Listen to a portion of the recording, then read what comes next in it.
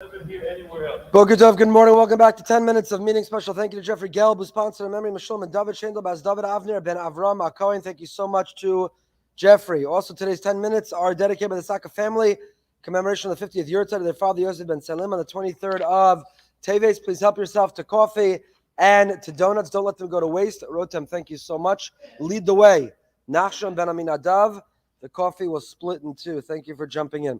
We are on Perek Yatesh, chapter 19 of Mesillas Yesharim. The Ramchal, R Moshe Chaim Luzzatto, has been walking us through the formula, the path to be the best version of ourselves, how we can live with a sense of mindfulness, combine it with alacrity and zeal, how we can purge those negative qualities from ourselves, how we can pursue a life of precious, we can prove we can live without, which will entitle us to live with, tahara, how we can try to strive for holiness, not just for happiness. And finally, Chalkei Chasidus, we have been discussing the different parts of what it means to be a chassid. Chassid is not about long payas or a furry hat. A chassid is about going the extra mile, not being satisfied with good, but striving for great, always wanting more. And the Ramchal of Moshe Chaim Luzzatto has been talking about how to strive for great, not being satisfied with good, both in the area of Ava and Yira. When it comes to loving Hashem, if you really love someone, you don't give them cubic zirconium, you buy a real piece of jewelry. If you really love someone, you don't scribble on a napkin, you buy a card. If you really love someone, you don't get away with good enough, you strive for great. And the same is true with a healthy dose of yira. If you're filled with awe, if you are inspired and you get goosebumps and you see greatness, then you don't walk around casually. Then you don't simply have a casual attitude and relationship with the individual or the phenomenon that you are in awe of, but you lean in and you feel that sense of awe.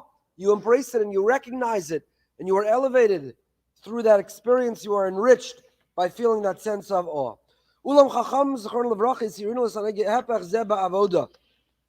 Our rabbis cautioned us that when it comes to the avodah, the service of Hashem, to not get away with the minimum, but to strive for more, to strive for greatness. Amru, the Gemara says in Sukkah, when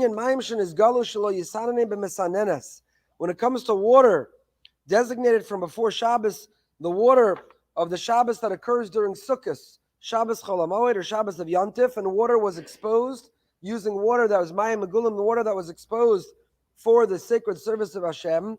Mטעם אימור דאמרי להדיוט לגבוה מקאמר. It was filtering it, neutralizing concern about snake. That's good enough for a person. Is that good enough for a person? Is it good enough for Hashem?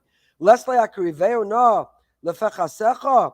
Do we not embrace the pasuk in Malachi, offering it to the ruler of your province? Meaning, when it comes to Hashem, we're not satisfied.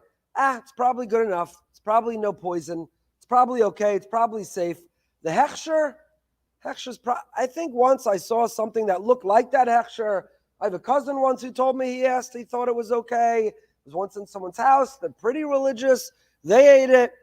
If we thought it was poison, if we thought it can compromise, corrupt our lives, if we thought it could kill us, would we take a risk? For a child that had a nut allergy, and we had a doubt as to whether nut was one of the ingredients of that food, would we say, I read the ingredient panel. I don't think it's in there. Good enough. I knew someone with a nut allergy. I think they might have eaten this. Maybe it was something different. Go for it. Of course not. If the consequence were life and death, or even less than that, but it would compromise the health and well-being of someone we love, we would never take a leap. We would investigate. We would evaluate. We would find out. When it comes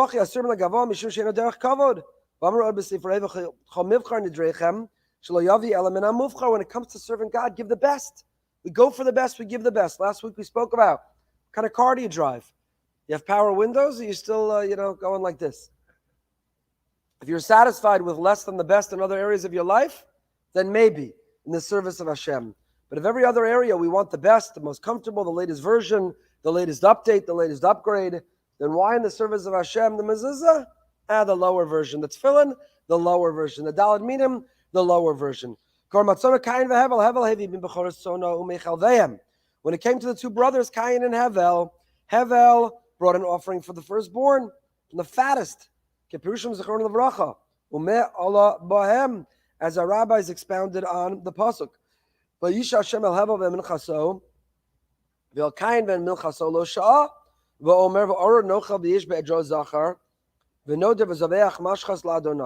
Ki melech gadol ani. Cursed is the deceiver who has in his flock a higher level, but tries to get away with giving the less expensive, the lower level, of giving up something which will hurt less. It's okay if you're invested in a relationship, if you care, if you want to make the statement, if you want to communicate that the other party matters, then you're willing to deal with discomfort and inconvenience. You're willing to pay a price.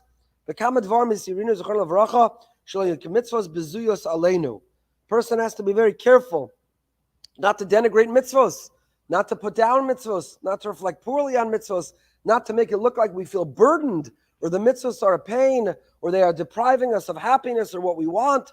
Those learning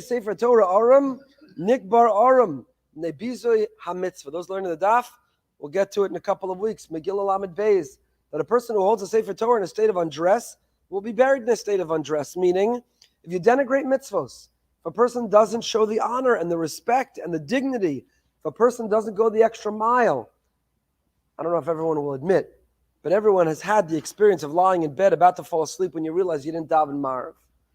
I don't know if you're alive if you never had that experience. Your eyes are closed, you're dozing off, you're on your way to the other world, and it dawns on you all of a sudden, you haven't yet daven Marav.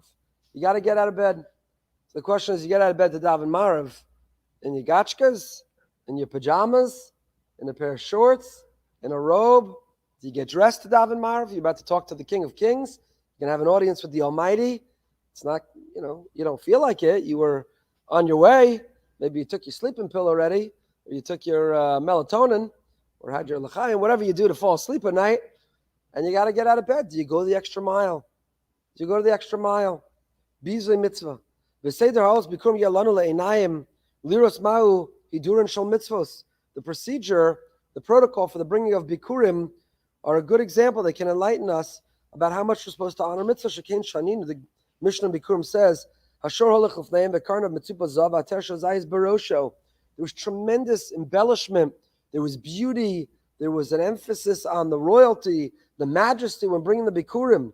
Hashirim avim bikurim b'klasa shel zav aniyim b'silin etzarim. It says the wealthy would bring their bikurim in baskets that were decorated with gold, and the poor wicker. Shalosh midas b'bikurim, bikurim tosefes bikurim, iter bikurim, harei lanu lahadya, kama roi lanu lahosav al gufa shel mitzvah kedei lahadra.